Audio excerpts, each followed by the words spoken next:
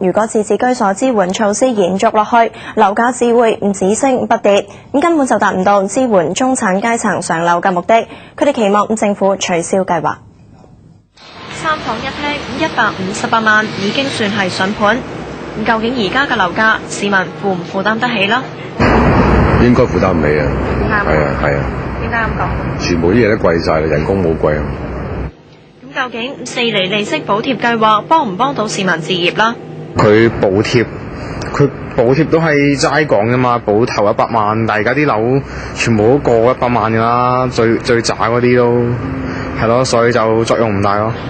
計劃推出到而家仲剩低大概1500個名額，反應都仲可以，但係樓市就活躍咗唔少。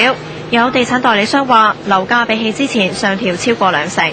交投比較多啲嘅呢，通常都係一啲係比較樓價比較豪宅比較會多少少，目前價位300零萬中等嗰啲比較活躍比較大。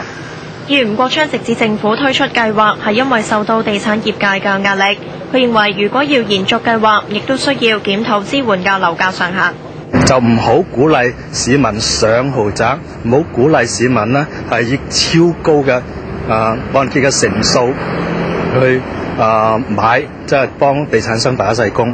如果用咁嘅方式嚟考慮嘅話呢，係利息補貼唔一定係話需要終止，但係如果要延長嘅話呢，係應該集中俾嗰啲呢係購買比較廉價咧，譬如100萬以下嘅樓宇嘅咁嗰啲人。